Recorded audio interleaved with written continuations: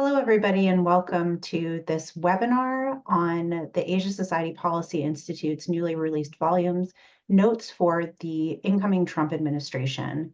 I'm here today with several directors on our team to further discuss and define how we see U.S. interests changing and evolving in President Trump's second term.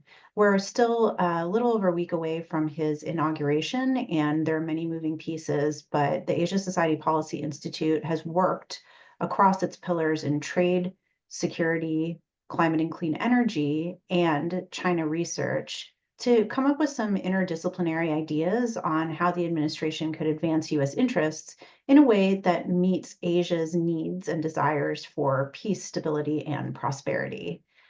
Please do go to our website and check the link in the notes of this webinar to find a full link to the edited volume.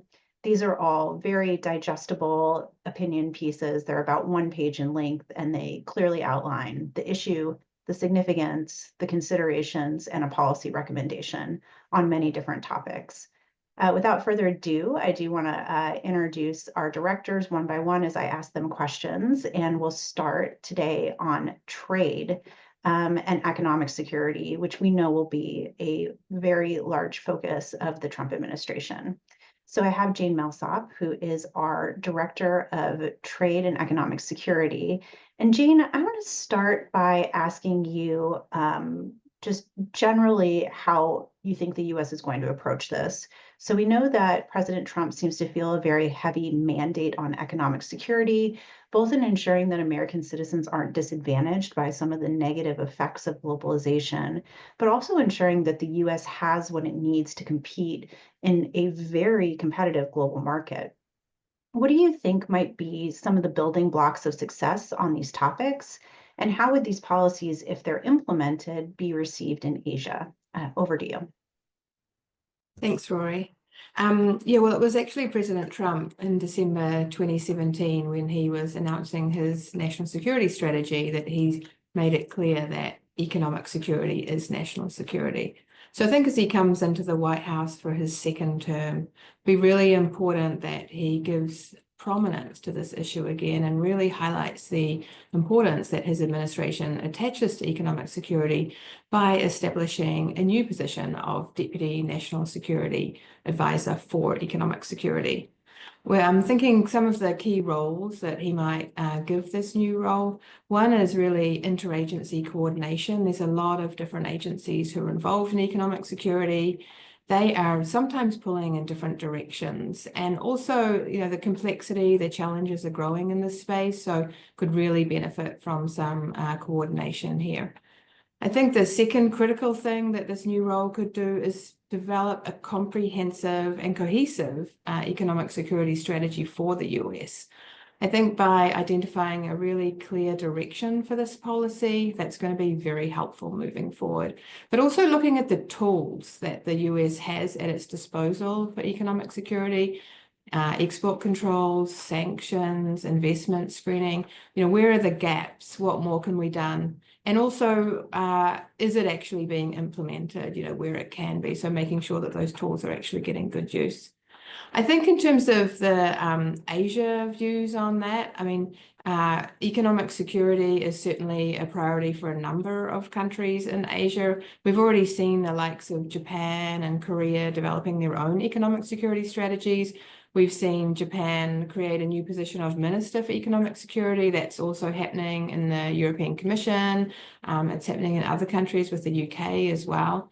So I think that there's going to be, real welcoming of that sort of new role being established by the new administration.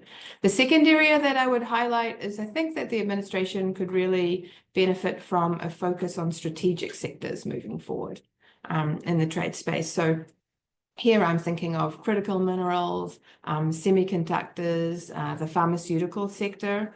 I think when we're looking at these strategic sectors, what would be useful would be focusing on supply chain agreements in these particular areas. So we know that the US is still really dependent on China in a number of these areas, but we also know that these are the really critical areas for economic growth and prosperity for America going forward. So we think they should be the focus. In terms of the supply chain agreements and supply chain security, we know that Biden under his term has made quite good progress here. I mean, he's done some good work in the IPEF and the Mineral Security Partnership. So he's made a good start on quite a lot of sort of cooperative type provisions, establishing, response networks, getting coordination going amongst a whole lot of countries in this space, which is a great start.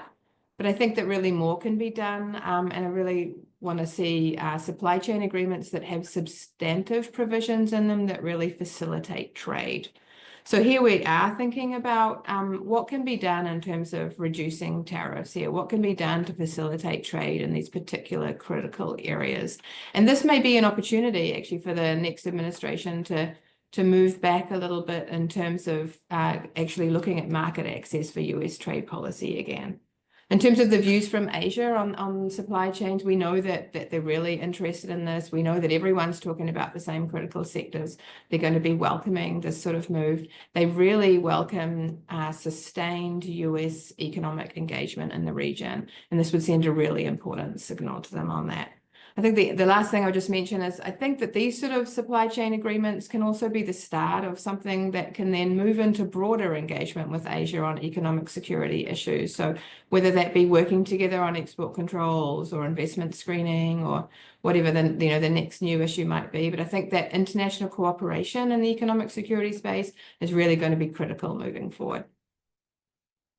Great, thank you so much for that. I think that really well covered kind of two dynamic parts of this economic security agenda. One is, how do we manage our own priorities across all of the different parts of government that touch the issue of economic security through this new position? And then secondly, what are the kind of pragmatic steps to take forward trade diversification? Which is one area where I see, obviously, the US wants to have a lot of diversification away from China as a critical node in supply chains.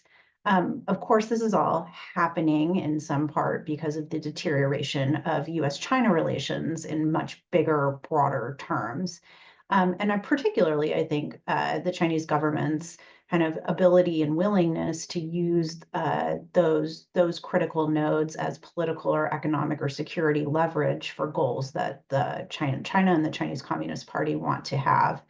Donald Trump himself has had a really contentious and up and down relationship in many ways with China in his first term, cutting off many of the channels of engagement, but also establishing, a phase one trade deal, as well as then the downturn in relations that came as a result of the COVID outbreak. So I want to turn to Neil next. Neil is a fellow on Chinese politics in Asia Society Policy Institute's Center for China Analysis.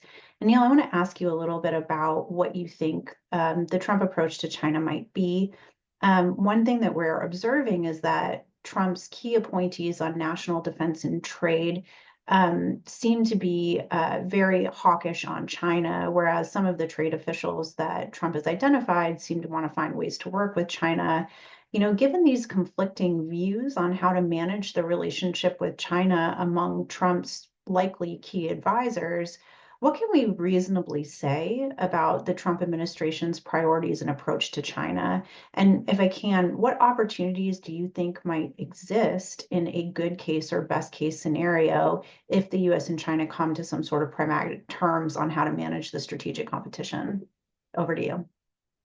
Thanks, Rory. It's a really great question because the most important thing to remember about the Trump administration, judging from the first term he had and everything we've seen since, is that it really is Trump who's going to call the shots on China policy and foreign policy more broadly, way more than others in his administration, especially compared to the last 4 years under Joe Biden, where we had Jake Sullivan, the National Security Advisor, and Tony Blinken, the Secretary of State, take on very prominent roles, especially when it came to dealing with the People's Republic.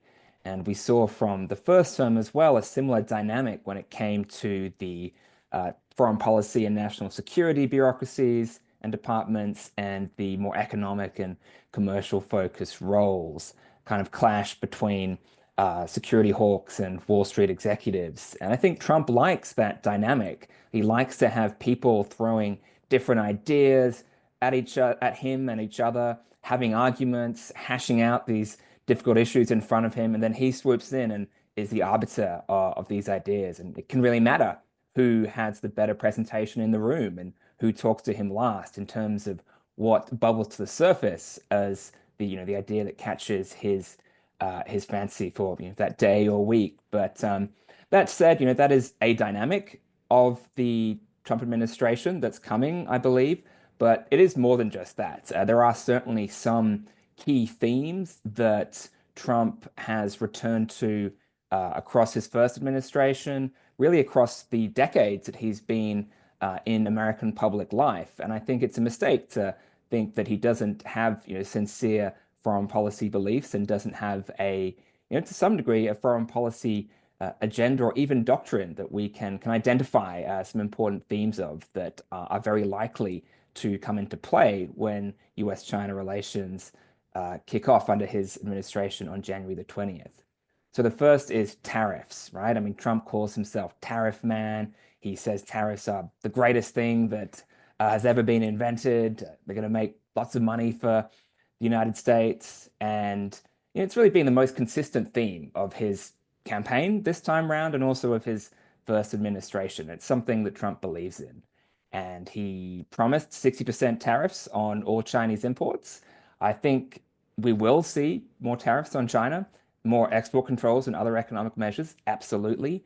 Though there is a question as to just to what extent will those promises come to pass. And there's certainly an argument, I think, that some of those more economic-focused Wall Street types in his administration will make, and are making actually, already, that the US doesn't need 60% tariffs on all Chinese imports immediately. These can be phased or done in stages, or perhaps just applied to certain critical sectors, high-tech imports, for example, pharmaceuticals, things like that are particularly prominent. So we may see far less than a blanket 60% tariff on all Chinese imports, but more tariffs are coming.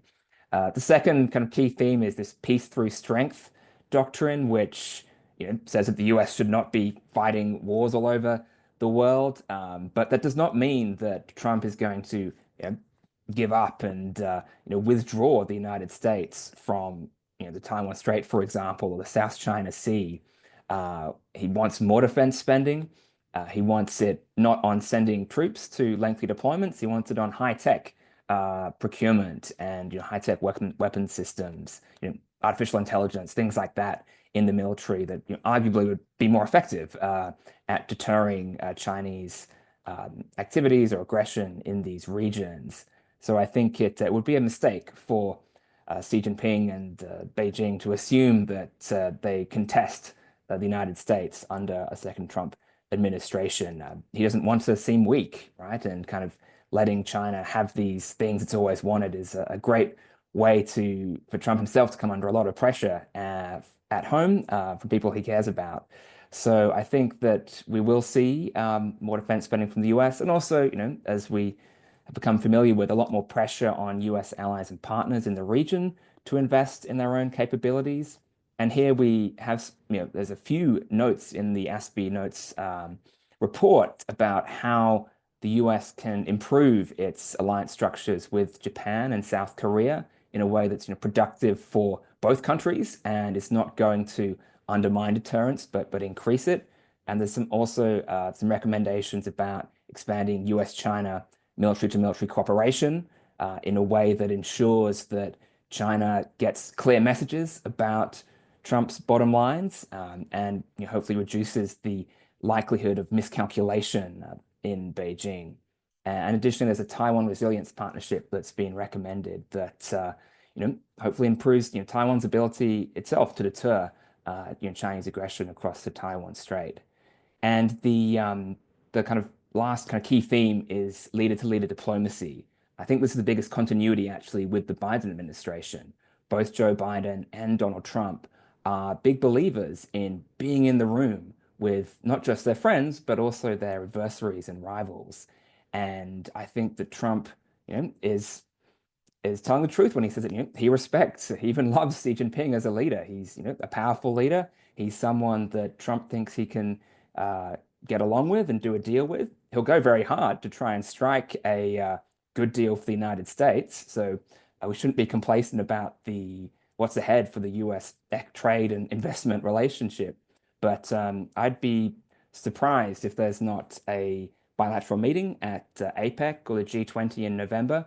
And I wouldn't be that shocked if there'll certainly be calls, I think, before then, but perhaps even, a meeting or a summit between Trump and Xi in the meantime. So I think there are a lot of risks and uncertainties that everyone's probably familiar with in terms of Trump's foreign policies, but there are these, opportunities to get in the room, to do some diplomacy, maybe to make progress on issues like fentanyl precursors coming from China. That's a priority to maintain and also enhance deterrence. Trump is less predictable in does unconventional diplomacy compared to many other US presidents. And that's something that could actually make Xi Jinping pause a bit more when it comes to raising the stakes in some of these hotspots like the Taiwan Strait and the South China Sea. And finally, there's opportunity perhaps to be clever about learning from China in the way that they have benefited from American technology. Trump has floated the idea of using Chinese investment and IP to build American factories in sectors where China's, drawn ahead of the United States, like electric vehicle batteries, for example. So there's opportunities there, and there's a note again in this great product that recommends exploring this opportunity of how can the United States take advantage of this idea that Trump's had in a way that obviously includes national security safeguards, but perhaps actually helps the United States to catch up with China in these areas where China's outdone the United States in technology. And I'll leave it there. Great, thank you so much for that. We're about to dive into some of these defense aspects of the ASPI Notes volume, but also really appreciate you highlighting the opportunities that might exist in leader-to-leader diplomacy. I actually see in lots of ways the Trump administration and President Trump himself as being somewhat of a good fit for managing China. That I think both Trump and to some extent Xi Jinping come into these types of meetings with similar attitudes about wanting to defend and protect their own country's national interests, but to do so from a perspective of having no permanent friends, no permanent enemies. And then the challenge is that, there's also an aspect of that style that also offers no apologies for anything that has ever been done. So how the US and China manage that, I think will predict how productive this relationship can be under new leader or under these leaders. I want to turn now to Aamer Chanlett-Avery. Aamer is our Director of Political Security Affairs, also Deputy Director of our Washington, D.C. office, and an expert on defense, and particularly U.S. alliances in Asia. So Aamer, as Neil mentioned, one of the hallmarks of Trump's first term and just a continued line of rhetoric in his campaign and in his public events was a call for U.S. allies to significantly up their burden sharing.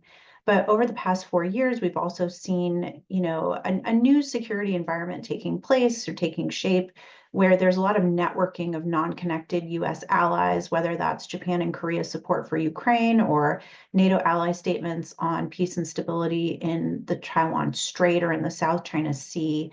I'm wondering in particular about Japan and Korea.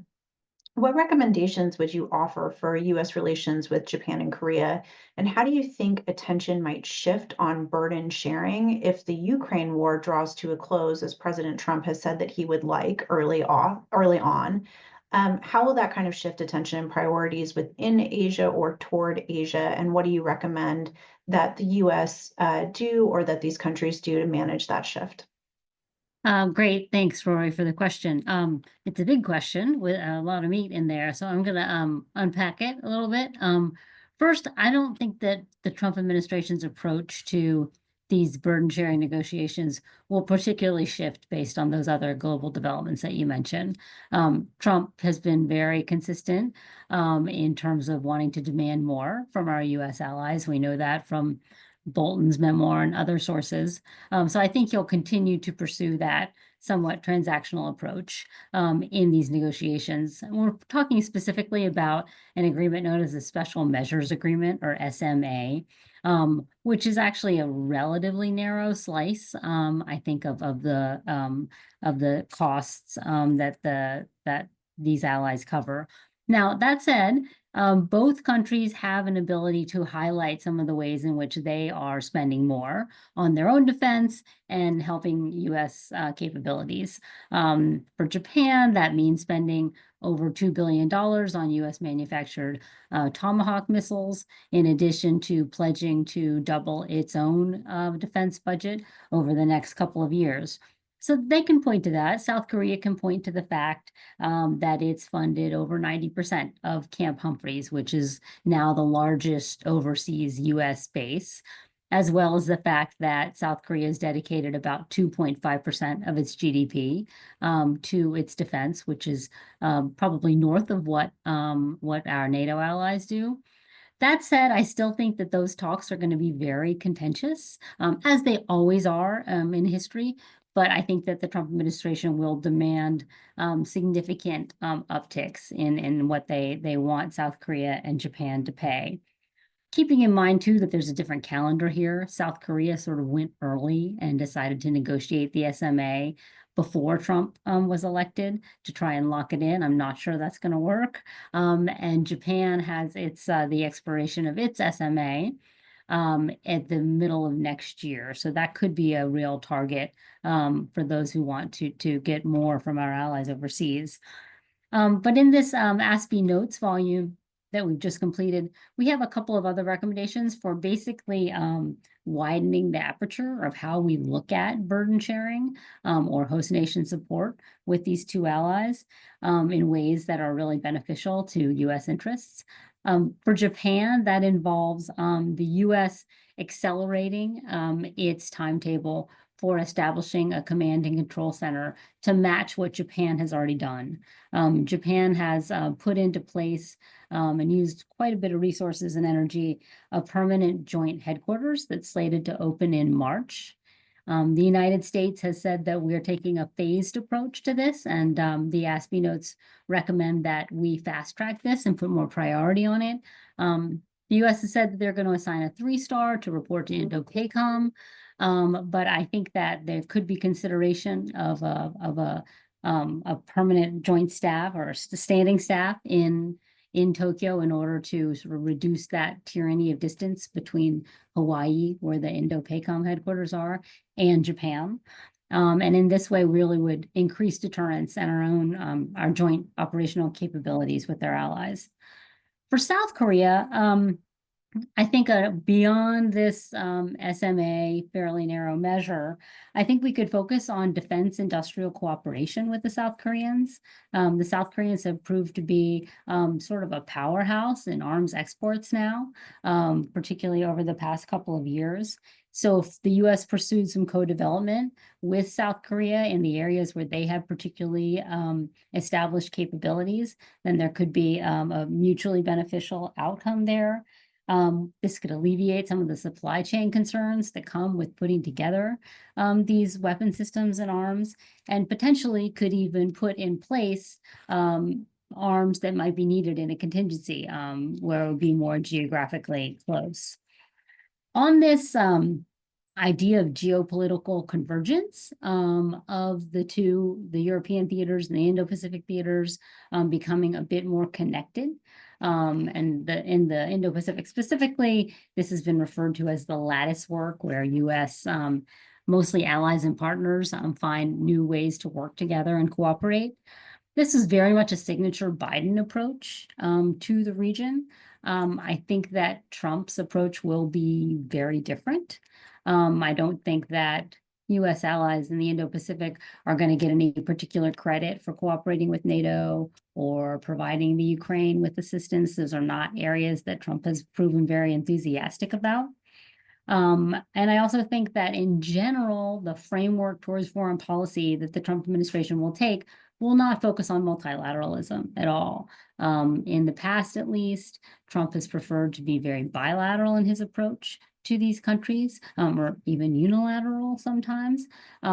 So I doubt that that idea of lattice work and international cooperation across the globe will be an emphasis of his foreign policy team. I also think that it's important to probably point out that trying to get all of these allies and partners to work together is really hard work. It takes a lot of time, a lot of expenditure of energy by those who are in place.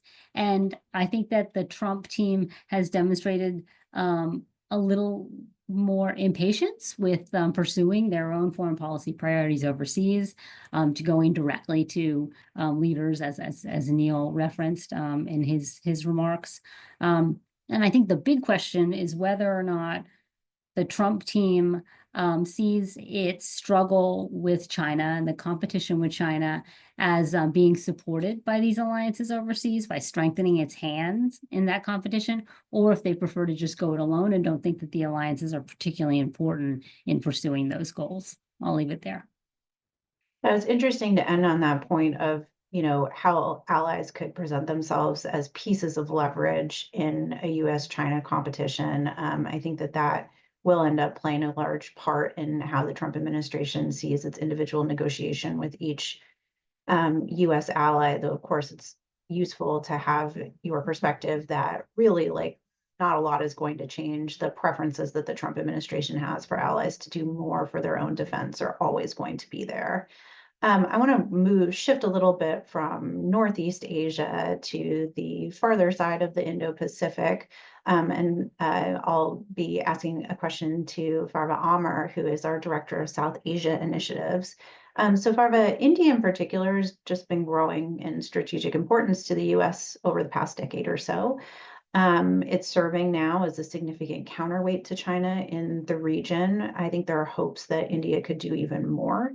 The first Trump administration acknowledged this directly by changing the label of the region from the Asia Pacific to the Indo-Pacific, encompassing South Asia and the Indian Ocean as a marker of the importance of this region. Where do you think US policy in South Asia should head over the coming years, and what existing partnerships between the US and India might be scaled up or scaled out in order to take advantage of South Asia's strategic importance? Thank you, Rorry. As you correctly pointed out, the US-India relationship has grown and become increasingly significant in the last decade, particularly in light of the shifting geopolitical dynamics in the region. India has emerged not just as a pivotal player in the South Asia region, but as a cornerstone of US efforts to ensure a free, open, and rule-based Indo-Pacific. And part of it, of course, is what we saw during the first Trump administration and was carried on by the Biden administration. Now, this partnership, the US-India partnership, while driven largely by shared concerns about China's assertiveness in the region, today holds far greater strategic value that could be harnessed in a meaningful win-win manner. And I'll come back to it in just a second. But what I also do want to underline is that there's an opportunity here for the incoming administration to understand that while countering China's influence is and will likely be a critical driver of US engagement in the South Asia region, the region's overall importance does transcend this dimension. South Asia's proximity to other critical regions like West and Central Asia, its population, its economic potential, and its role as a potential strategic anchor in a turbulent global landscape demands sort of sustained US attention and a coherent and inclusive policy approach that integrates development, economics, security, and strategic dimensions. Now, coming back to the US-India dynamic in particular, there is large consensus within Washington on a positive trajectory in the relationship. India is also quite optimistic and in many ways preparing to navigate a more transactional and perhaps demanding US foreign policy under Trump 2.0. But an administration that is hawkish on China and will continue to be focused on areas like the Indo-Pacific security, diversification of supply chains, as we talked about earlier, and US technology leadership, all of this kind of works in New Delhi's favor and creates scope for scaling up existing areas of cooperation. So on defense, for example, India's designation as a major defense partner provides a strong foundation for joint efforts, building on existing foundational agreements that the two countries have, like BECA and COMCASA. The two can expand co-development of emerging defense technologies, especially in AI, cybersecurity, and space, which are all like very relevant areas today.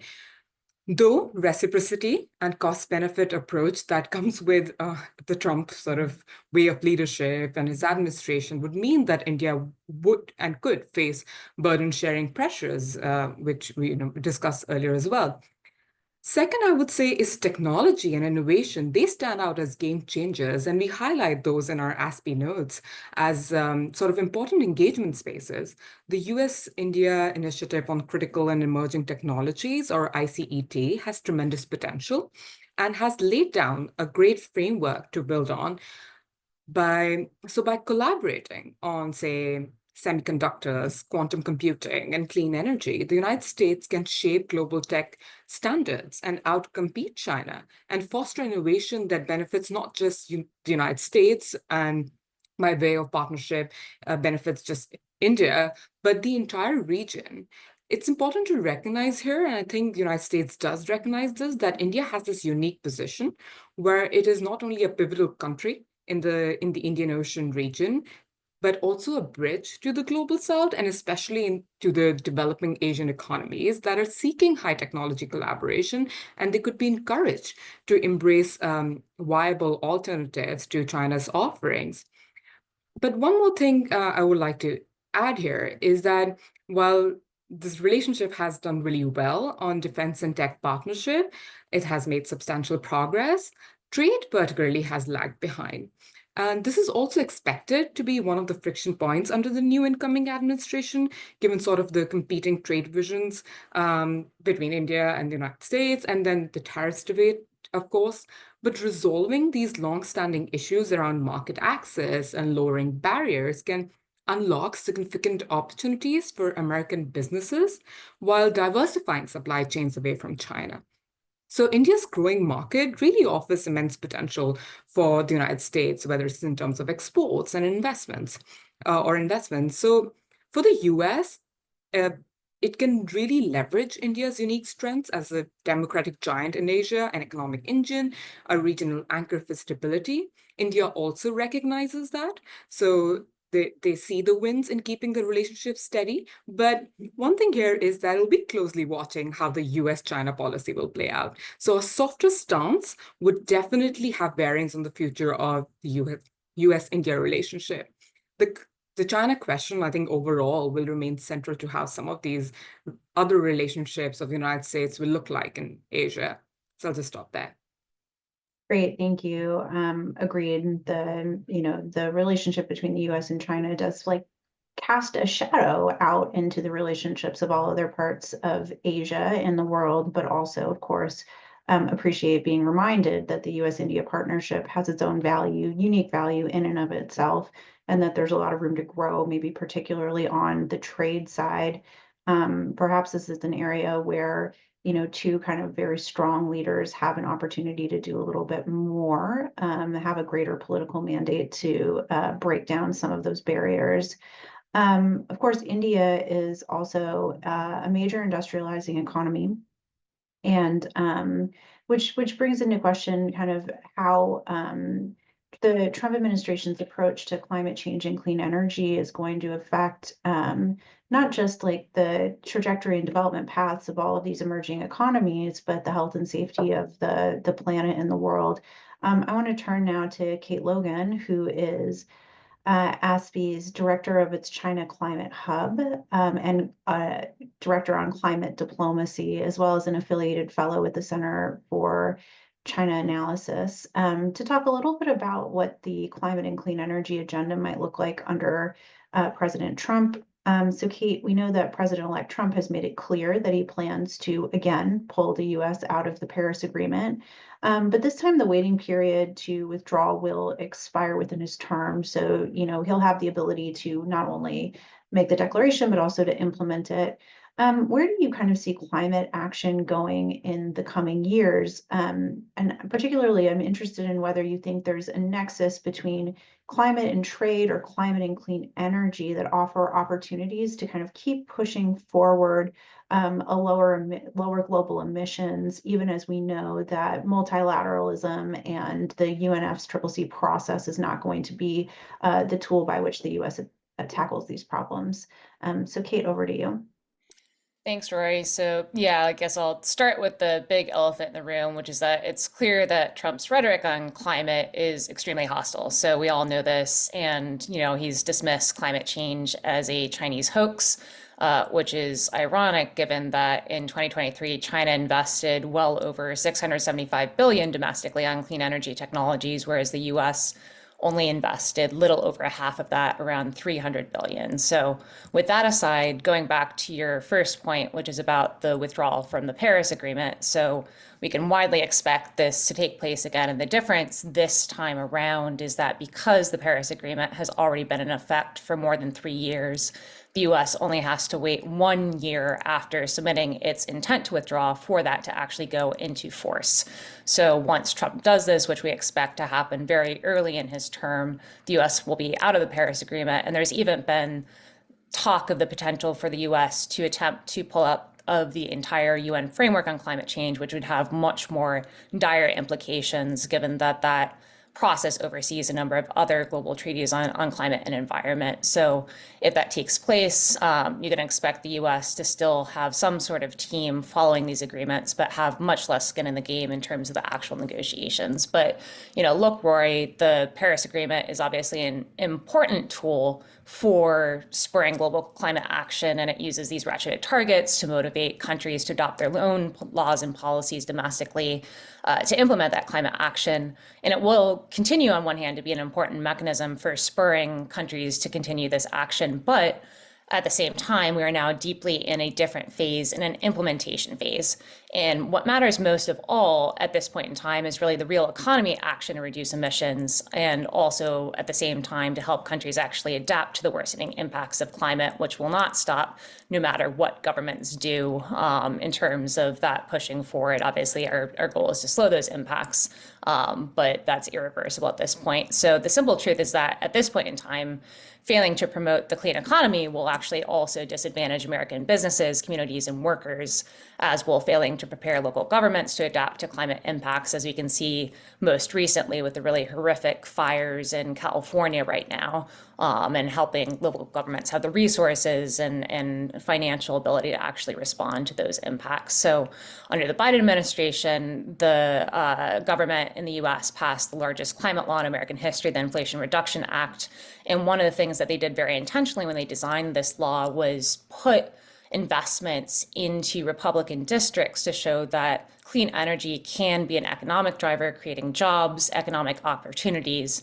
And one of the interesting things is that back in August, already you see a group of Republican House representatives sending a letter to Mike Johnson, basically urging him not to repeal the Inflation Reduction Act because of the job creation and the benefits to American businesses. So there's a strong incentive from an economic perspective. At the same time, also globally, Trump's talk of tariffs on Chinese goods. We already have a number of tariffs on clean energy because of the Inflation Reduction Act, and that idea that the US is trying to create its own economic competitive advantage in a number of these clean energy technologies. But if the US increases tariffs on China, China's exports to the global south will also continue to rise. They're already a significant portion, about half of all China's exports of solar and wind and EVs now go to the global south. So it's not like it will also majorly impact China's ability to benefit from a lot of these clean energy technologies. So with all of that in mind, this idea that if Trump doesn't want to lose that competitive advantage from the clean energy economy, there are a number of things that he could do, certainly behoove him to preserve the IRA as much as possible. But there are also a couple other areas, some of which we highlight in our volume, that he could put money or time or policy priority into that I think align with his administration's interests. And one of those that we highlight is this push for some sort of carbon border adjustment mechanism for the US. On one hand, this is difficult because the US does not have a domestic carbon price, but there are a few proposals on the table, including the Foreign Pollution Fee Act from Republican Senators Bill Cassidy and Lindsey Graham, which would impose a fee on certain products imported into the US based on their pollution intensity. One of the things that the administration could do is look into pairing this with some sort of domestic spending policy to ensure that US industries would be even more economically competitive if this policy were to go into effect. And then another area that we highlight as well is the importance of data.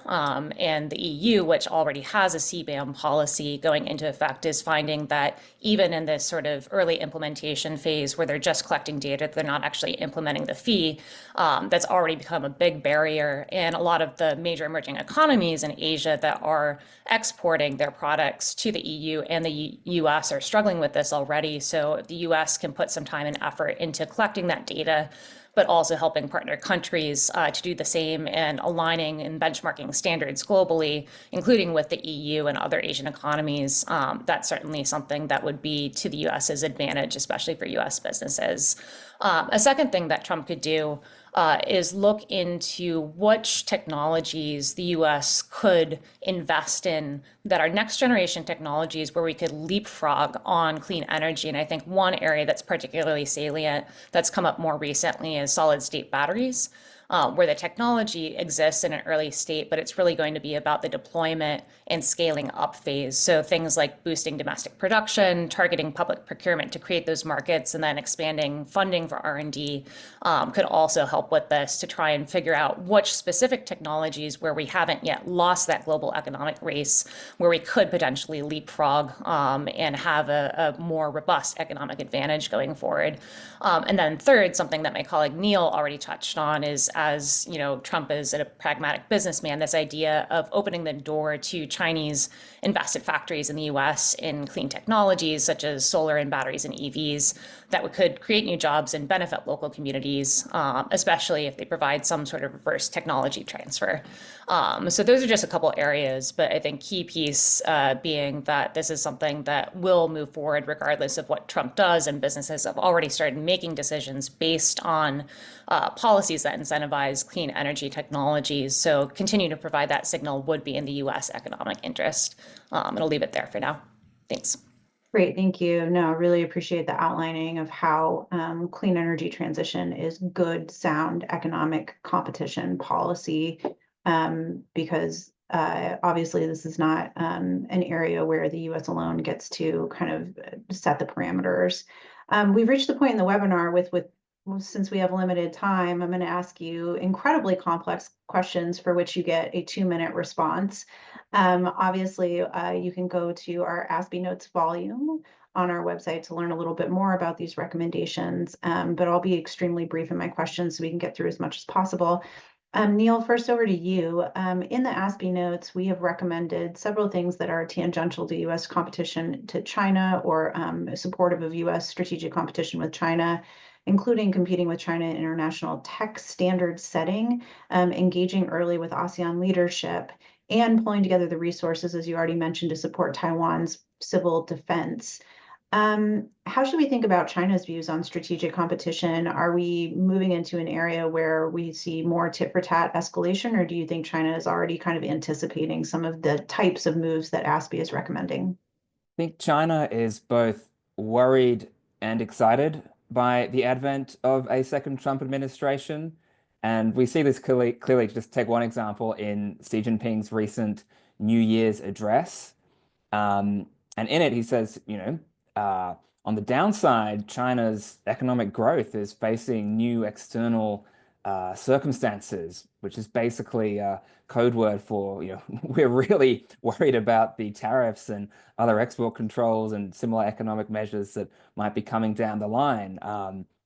in a more accelerated fashion under Trump, and especially the more, hard-edged security appointments that he has in, state and defense, and the National Security Council as well.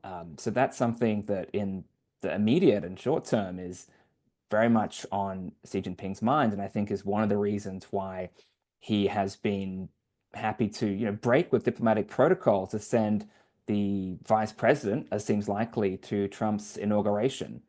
It's a bit too risky for Xi himself to go. You're kind of a side player to the Trump show that day, and things could go wrong. A lot of people in DC really don't like diplomacy with China. So if you're Xi, there's a lot of potential downsides, but it's still quite a big move to send your vice president there. So I think that does reflect the eagerness on the Chinese side to get in the room and start trying to create a negotiation process with Trump that maybe makes him less willing to escalate and to do things that might harm that negotiation process, and thereby slow down the potential torrent of a tariff and other economic measures against China.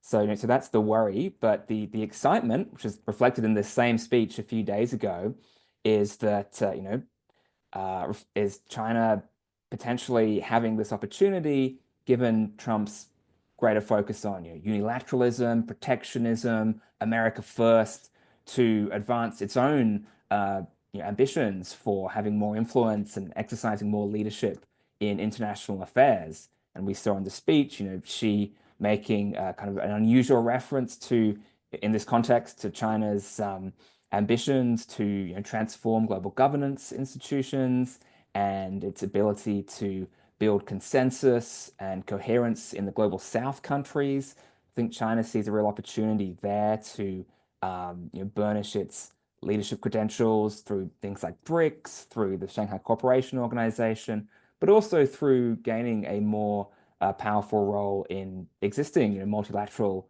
organizations like the United Nations, which traditionally started by America and the Western powers after the Second World War, but which become institutions that Trump and the Republican Party are quite hostile to now, and will probably not be investing in as much as China is prepared to do. So there's opportunities and challenges. There's not really a great way, and we're seeing this in kind of Beijing's prevaricating as well, signaling that they will retaliate, but also signaling they're open to doing some deals. That there's a lot of volatility and uncertainty to come, and Yeah, that's great. they're Thank you. not sure exactly which way they're going to go yet.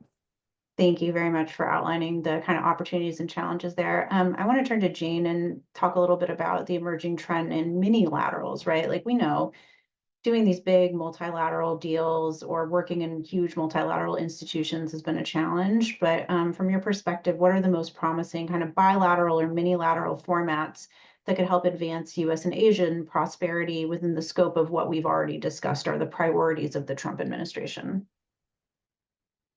Thanks very much, Rorry.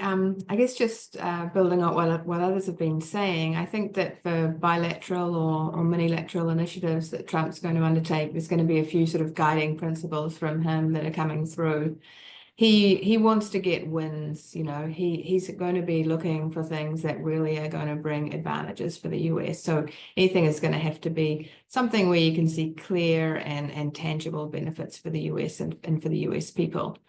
I think he, though, does like doing deals, as others have mentioned as well. So he is going to be potentially interested in engaging with those partners where a deal can be done.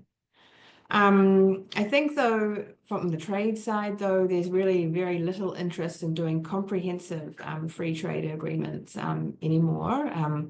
So I think what I would like to suggest and where I think we should really be going is looking for mini trade deal. So that's something that's really specific and looking at really limited areas and starting with something that is really achievable and that can be done quickly. Just want to build off what Farwa talked about earlier around the importance of India in this regard and the real opportunities that there are for the US economy with the Indian market. And I think that as we've talked about in the ASPI Notes, that's something that could really work well. And what we want to, recommend to this administration is that they put their effort into pursuing a mini trade deal with India, and also really try and do that quickly. We know that sort of Modi and Trump had a reasonably, warm relationship last time, and they actually got really close to concluding a trade deal last time. So we're thinking, it'd be really beneficial to look at what are the key barriers that US businesses are facing. Where are the real irritants in the relationship? And let's see what can be done there in order to really open up access to that really massive Indian market. So a couple of things that we've been thinking about are around tariff reductions. I mean, India has on agricultural products, their average applied tariff is almost 40%. It's extremely high. So just if we can make some inroads in there, that's going to be extremely beneficial for US businesses. There's also a number of requirements, onerous requirements that India puts on, for example, in the dairy sector, in the import of remanufactured goods, and in a few different sectors, which if we can address those, then again, we can really open up that market. So I think looking at issues like that, the data restrictions, the localization requirements that India has, we can really make some movement there, then that'll be really beneficial. Of course, this can't be done one-sided completely. There's going to be asks from the India side as well. So I do think that the US needs to be thinking about the renewal of GSP, looking at that, really seriously. And some of the other issues that India has that may be more sort of process-oriented, like is there a way of speeding up the FDA requirements, the approvals, the inspections that are involved there? I think that focusing on limited... Sorry, I may have to Oh, stop sorry. so that we can get to everybody. I appreciate that we are looking for some kind of low-hanging fruit that creates early momentum, short, small, specific deals that one can build on. So appreciate that. And of course, we'll have more content coming out about that in the coming months.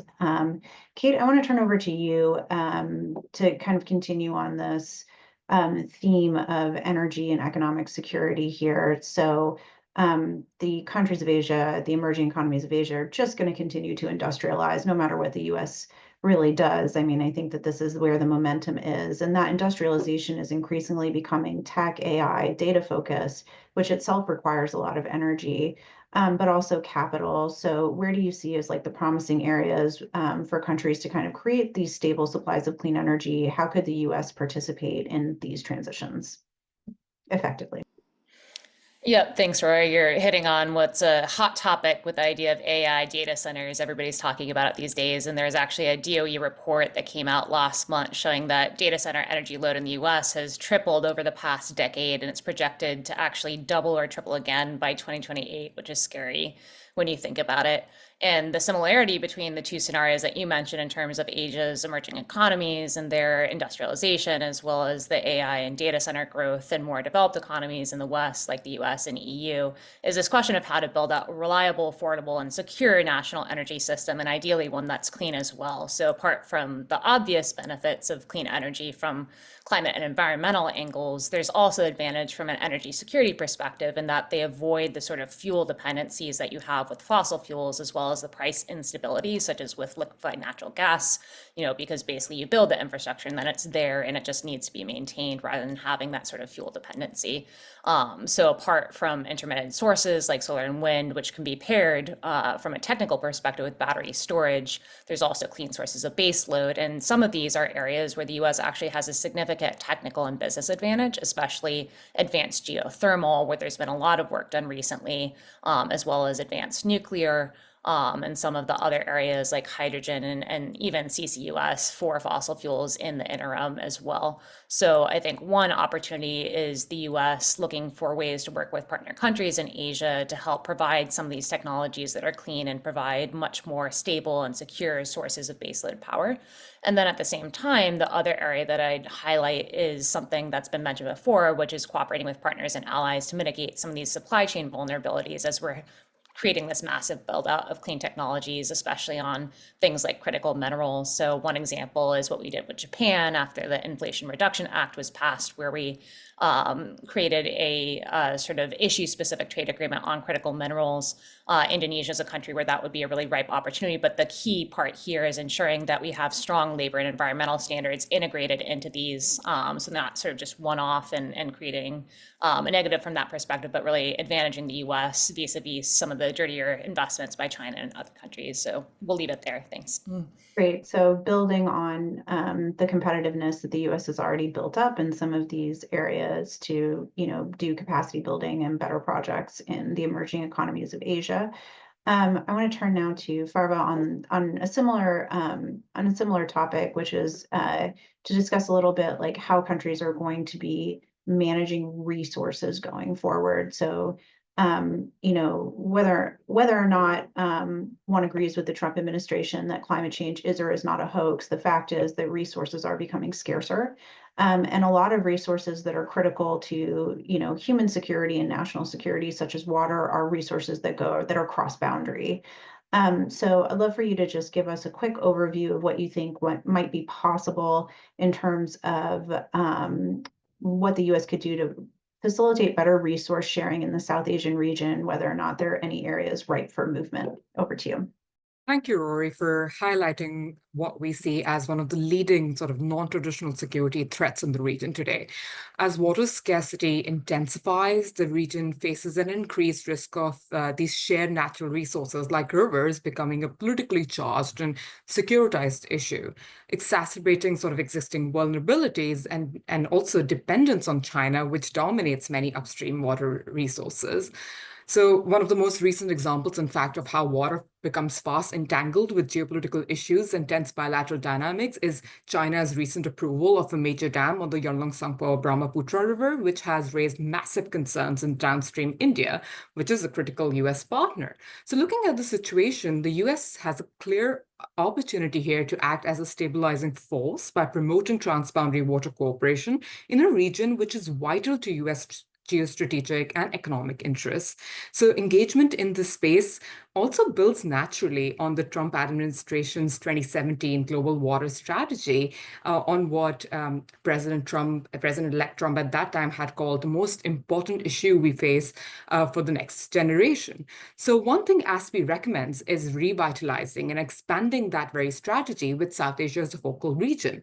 So this updated approach should ideally be then driven by a senior envoy-led task force to spearhead US water security initiatives in South Asia. The task force would work through existing diplomatic and technical partnerships with regional stakeholders to encourage cooperative management of shared water resources, mitigating tensions, and fostering sustainable development. For the United States, focusing on the issue of water security as an area of engagement with the region is also a low-cost way of magnifying its influence and strengthening relationships with key regional countries. And by doing that, weakening China's regional leverage without any high costs or sort of long-term commitments. Right. So being a broker of, in good standing on some of these issues could advance U.S. interests writ large across the region. I've unfortunately saved one of the most complicated issues for our very last question. In 2 minutes, please give us an overview of the ASPI recommendation to expand the AUKUS partnership, which is, of course, the defense partnership between Australia, the UK, and the United States. Tell us a little bit about the ASPI recommendation to expand Pillar 2 of this agreement. Sure. Our notes recommend expanding the Pillar 2 partnership to Japan, South Korea, Canada, and New Zealand.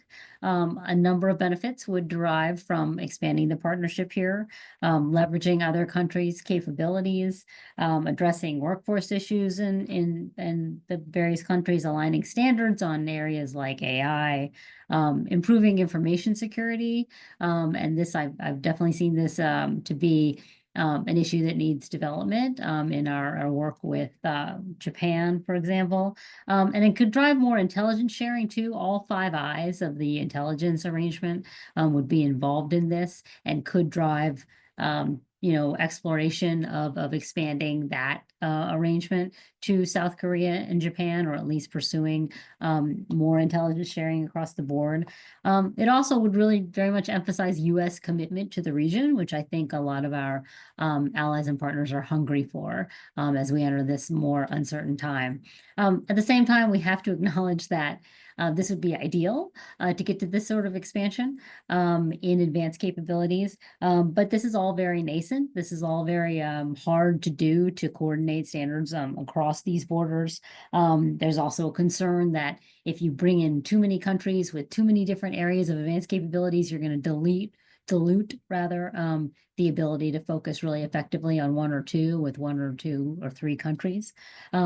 So it's an ambitious recommendation, but one that could really underscore continued U.S. commitment to the region and enhance deterrence against China and other threats. Well, thank you for that.